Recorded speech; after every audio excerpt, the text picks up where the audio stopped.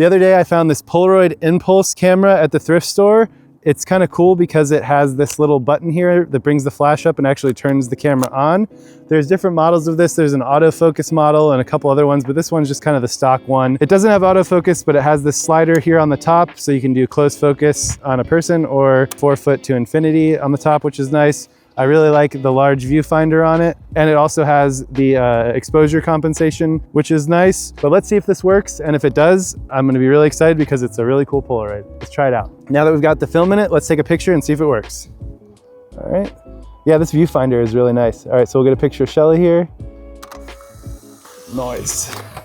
And then it's a common misconception. You don't wanna shake these actually. You wanna put them in a dark place so they can develop. The Fujifilm version of the Polaroid, you don't need to worry so much about that. I'd still just put it in a dark place just to be safe, but especially if you're out here with the Polaroid, you want to put it in a pocket or a safe space. But this camera takes Polaroid 600 film. They make color in black and white. It's still available at most retailers like Amazon, Target. So this is actually a great camera to pick up because you can use it pretty easily. Some of the other Polaroids, it's harder to find the film.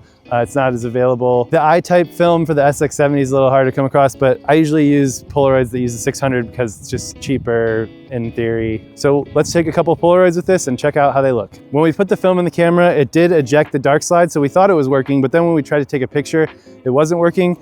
We just left this up for a bit and let the battery charge because it's probably been sitting without battery for a while, so the capacitors need to recharge and stuff. So we just left that open, and then the red light eventually came on and it worked. So pretty cool. So if you have that issue, just try to open this up and let it sit for a minute and see if it works after that. Now let's check out some photos. So we gave some time for the photos to develop. They actually came out really nice. I think I'm gonna make this my primary Polaroid camera just because the eyepiece is so large and the photos are coming out consistently nice. Shelly pointed out they are green, but it's actually kind of cool. We've noticed that based on the temperature, if you're keeping it refrigerated or not, the Polaroid photos will shift magenta or green. So these are shifted more green. I don't know what that means about the temperature. That is what we're observing. I should have used the focus to focus on the actual subject here. I forgot you need to do that. So remember to do that. I also didn't do that on any of them, actually.